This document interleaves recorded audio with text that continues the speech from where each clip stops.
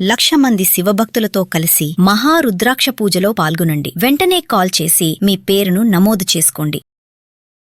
నమస్తే, welcome back to Suman TV. Present మనతో పాటు ఉన్నారు సీనియర్ ఐపీఎస్ ఆఫీసర్ రెడ్డన్న గారు. నమస్తే సార్. నమస్కారం అండి. సార్, ఈ మధ్య కాలంలో మనం చాలా కేసెస్ చూస్తున్నాం. ఇన్ఫ్లుయెన్సర్స్ ఎవరైతే ఉంటున్నారో కొన్ని స్కామ్స్ లో ఇరుక్కోవడం కానీ, మరి వాళ్ళు మళ్ళీ బయటకు వస్తున్నారు లేదని పక్కన పెడితే వాళ్ళ వల్ల చాలా మంది నష్టపోతున్నారు. అది డబ్బుల విషయంలో కానీ, కెరియర్ విషయంలో కానీ, సూసైడ్స్ వరకు కూడా వెళ్ళే అవకాశాలు కూడా చాలానే కనబడుతున్నాయి. రీసెంట్ గా చూసుకుంటే నందూస్ వరల్డ్ అంటే మధుకర్ నందు ఎవరైతే కపుల్స్ ఉన్నారో మీరు నాకు తెలిసి మీరు కూడా వాళ్ళ వీడియోలు చూసే ఉంటారు. చాలా చక్కగా వైఫ్ అండ్ హస్బెండ్ కూడా ఇంట్లో జరిగే సన్నివేశాలన్నీ కూడా వాళ్ళ పిల్లలతో చాలా వీడియోస్ చేయడం, దాన్ని ఇన్స్టాలో పెట్టడం, ఇమీడియట్లీ వాళ్ళకి మిలియన్స్ ఆఫ్ వ్యూవర్షిప్ రావడం, ఇవన్నీ చూస్తూ ఉన్నాం. సో వీళ్ళు ఏంటంటే వాళ్ళ యొక్క పాపులారిటీని ఉపయోగించుకొని చాలా మందికి వీసాలు ఇప్పిస్తామని చెప్పి, వర్క్ పర్మిట్స్ ఇప్పిస్తామని, వీసా స్పాన్సర్షిప్స్ ఇప్పిస్తామని డబ్బులు తీసుకొని ఎగ్గొట్టారు అని చెప్పి కొంతమంది బయటకు వస్తున్నారు. ఆల్రెడీ గత ఏడాది నవంబర్లోనే కేసు నమోదైందంట. మరి ఎందుకు అప్పటి నుంచి ఇప్పటి వరకు ఎందుకు డిలే అవుతుంది? ఇవన్నీ ఇప్పుడు ఎందుకు వస్తున్నాయి బయటకి? వాళ్ళు చూస్తే మీరు ఏదన్నా నిరూపించండి, మేమేం తప్పు చేయలేదని చెప్పేసి ఆమె చెప్పడం జరుగుతుంది. నాకేం సంబంధం లేదు, మా హస్బెండ్ చేశాడు, మా హస్బెండ్ అడగండి అని ఇంకో మాట చెప్పడం జరుగుతుంది. సో అసలు ఏం జరుగుతుంది అంటారు? ఈ స్కామ్ మరి వాళ్ళని అరెస్ట్ చేయడం జరుగుతుందా? మరి వాళ్ళేమో యూకేలో ఉన్నారు, బాధితులు అందరూ ఏమో ఇండియాలో ఉన్నారు. మామూలుగా ఈ ఫేక్ కంపెనీలు స్టార్ట్ చేసేవాళ్ళు భార్యాభర్తలు ఉంటారు, వాళ్ళ ఎంప్లాయీస్ని డైరెక్టర్లుగా పెడతారు.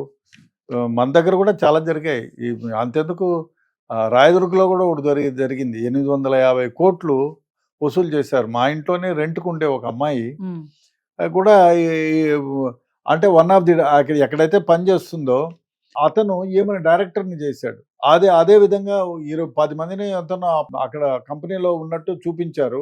వీళ్ళు డబ్బులు ఆ కంపెనీలో ఉండే డైరెక్టర్లు ఎవరైతే వాళ్ళ ఫ్యామిలీ మెంబర్సు 4 ఉంటే ఫ్యామిలీ మెంబర్సు ప్లస్ ఎంప్లాయీస్ ఒక 4 డైరెక్టర్లుగా పెట్టి ఇంకా వేరే వాళ్ళు పనిచేసేది ఏముండదు.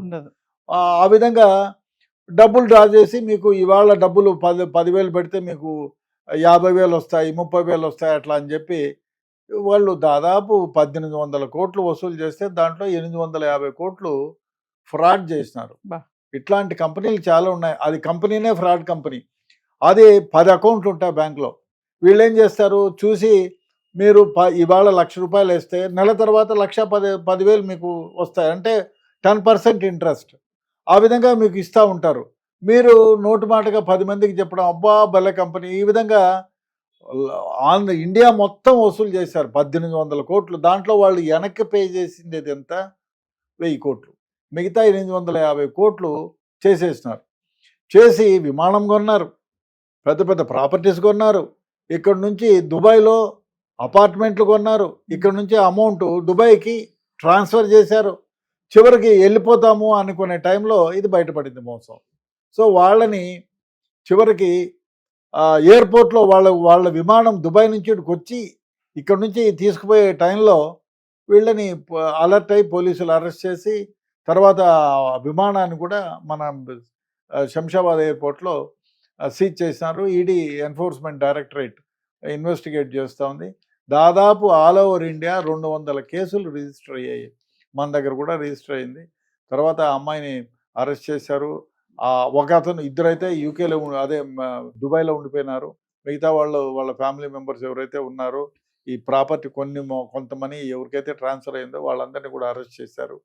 ఇంకా ఇన్వెస్టిగేషన్ నడుస్తుంది. ఈ విధంగా బాగా ఎవరైతే అత్యాశ, అంటే మీరు ₹10 పెట్టుబడి పెడితే ₹20 ఇస్తాం మీకు అని చెప్తే దాన్ని నమ్మి దాన్ని వెనక ముందు చూసుకోకుండా వాళ్ళ పోస్ట్ ఆఫీసు ఇంటర్మీడియట్ ఫెయిల్ అయిన అమ్మాయిల్ని ఇద్దరినో ఒక 10 మందిని పెట్టి ఆ మంచి డ్రెస్ వేసి అందంగా ఉండే అమ్మాయిల్ని, ఇప్పుడు మా దాంట్లో ఉన్న అమ్మాయి కూడా అందంగా ఉంటుంది, ఏదో మంచి చదువుకున్న అమ్మాయి, కమాన్ అని ఇంగ్లీష్లో మాట్లాడడం, వాడికి పోగానే పెద్ద ఆఫీసు, మంచి ఫర్నిచరు, ఎయిర్ కండిషనింగ్ హాలు, వాళ్ళు రాగానే ఇంకా వాడు అక్కడ మీకు టీ ఇచ్చేవాడు కూడా ఆ గుడ్డలు తీసి మీరు టీ గ్లాసును తుడిచి మళ్ళీ మీకు ఇస్తాడు. అంత మర్యాద ఉంటుంది, ఎందుకంటే మోసం చేయడానికి. సో ఆ విధంగా ఇప్పుడు ఈ నందూస్ వాళ్ళు కూడా ఆ కోవకు చెందింది. వాళ్ళు యూకేలో స్పాన్సర్షిప్ చేయడానికి కంపెనీలని రిజిస్టర్ చేసుకున్నారు. ఆ రిజిస్టర్ చేసుకొని ఆ భార్య కూడా వన్ ఆఫ్ ది డైరెక్టరే, అందులో కొత్త ఏం కాదు. సో ఫేక్గా 4 కంపెనీలు పెట్టుకున్నారు.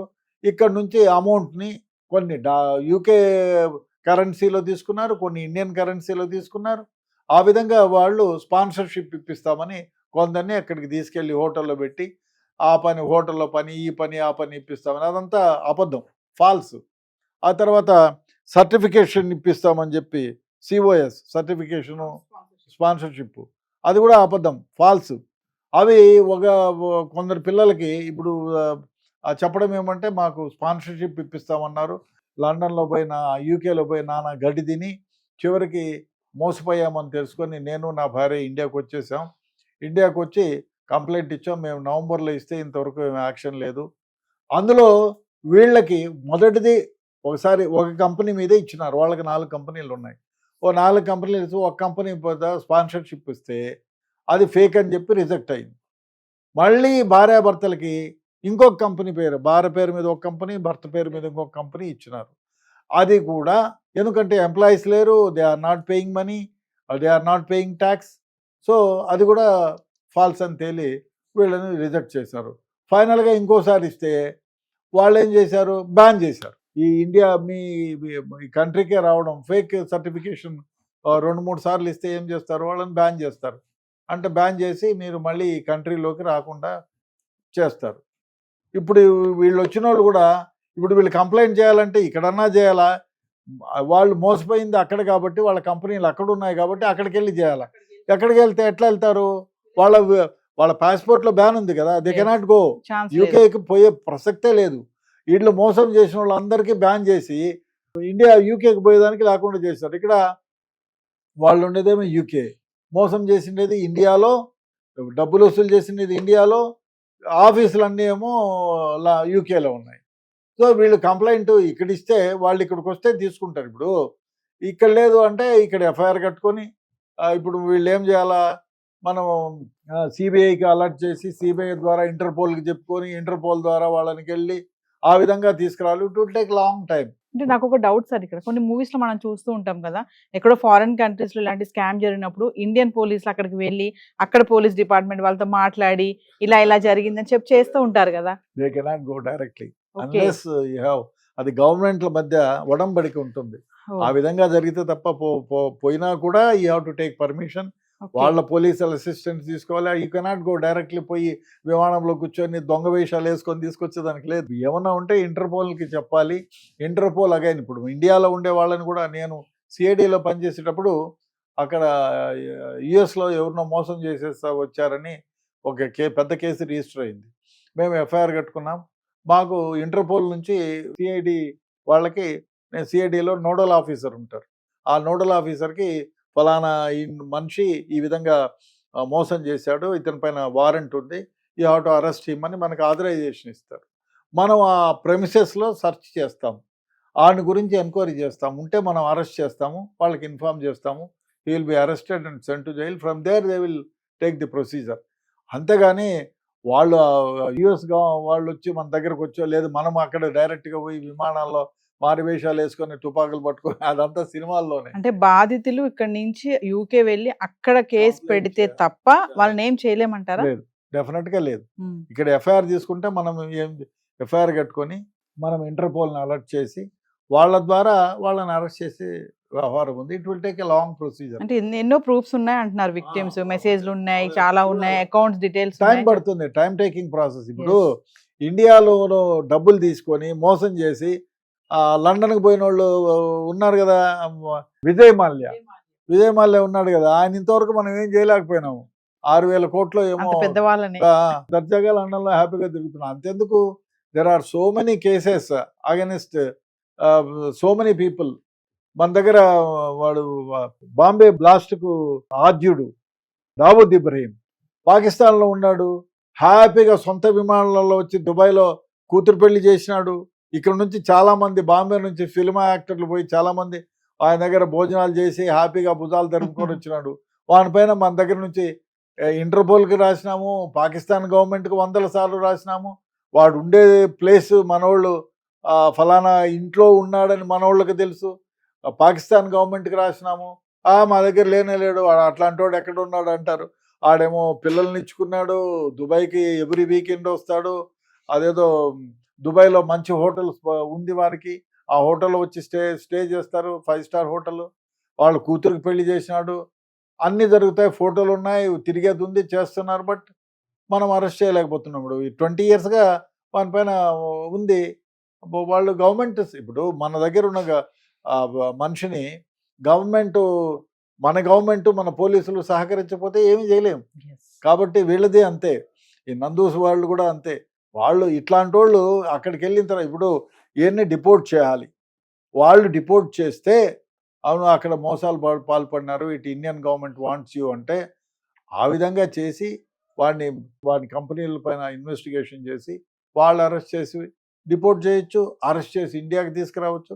But it will take long time. కానీ సార్ యూకేలో గనక వీళ్ళు నిజంగా స్కామ్ చేశారని తెలిస్తే గనక ఏ విధంగానైనా ఇమీడియట్లీ వాళ్ళపైన యాక్షన్ అయితే ఉంటుంది కదా? ఉంటుంది.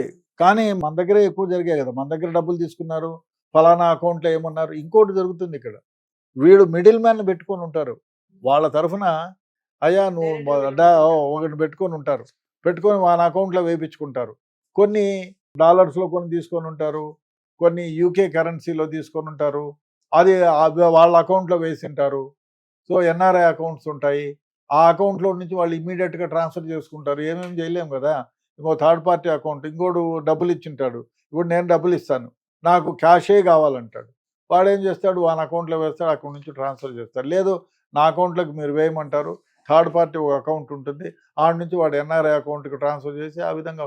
అదే ఇది కాదనుకో, ఎక్కడైనా మనకి చాలా థర్డ్ పార్టీకి ఉన్నాయి, ఏది దొంగగా పంపించేది. ఇప్పుడు దుబాయ్కి ఇక్కడ నుంచి క్యాష్ పంపించాలంటే వెరీ ఈజీ, ఆ విధంగా పంపిస్తారు. అక్కడ నుంచి ఇక్కడ క్యాష్ చాలా సందర్భాల్లో ఈ విధంగా జరుగుతాయి.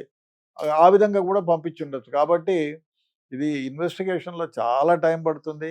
వీళ్ళు ఎఫ్ఐఆర్లు కట్టి అన్నీ చేసి సిబిఐకి పంపించి, లేదు ఇంటర్పోల్కి చెప్పి త్రూ సిఐడినో లేదు త్రూ సిబిఐయో ఇంటర్పోల్కి రాసి, ఇదంతా వెరీ టైం టేకింగ్. అంతవరకు వాళ్ళు ఎంజాయ్ చేస్తారు. ఇంకేం ఇప్పుడు భార్యాభర్తలు ఉన్నారు కదా, ఆమె కంపెనీలో డైరెక్టర్గా ఉంటుంది, అక్కడ పనిచేసే చెప్పు ఇంటికాడు ఉండే డ్రైవరో వాచ్మనో ఎవరినో వాడు డైరెక్టర్గా పెట్టింటాడు. వాడు రిజైన్ చేస్తాడు, వాడు పెళ్ళాం రిజైన్ చేస్తారు ముందు డేట్లోనే. అప్పుడు ఏమవుతుంది, మాకు సంబంధం లేదు ఎప్పుడో. అదే కాకుండా ఇట్లా మోసాలు బయటకు వస్తాయని తెలిసిన తర్వాత రిజైన్ చేసేయచ్చు. జాగ్రత్తగా ఉండి రిజైన్ చేసేసి, అమ్మో ఇదేదో బయటపడేటట్టుంది, ఎందుకు వచ్చిన గోల, రేపొద్దున్న వాళ్ళని కోర్టులో అరెస్ట్ చేసినా ఈ స్కామ్ జరగకముందే నాకు తెలిసింది ఇట్లాంటిదని. మీ భర్తే వసూలు చేసింది కదా, భర్తకు నాకు లేదంటే నా భర్తే నన్ను మోసం చేసినంటే ఏం చేయలేము. చాలా సందర్భాలు ఇంకోటి ఏమిటంటే, భార్యాభర్తలు ఇద్దరూ కలిసి మోసం చేసి, భార్య నన్ను హెరాస్ చేస్తున్నాడు, నన్ను మోసం చేస్తున్నాడని భర్త పైన కేసేసి డైవర్స్ తీసుకుంటారు.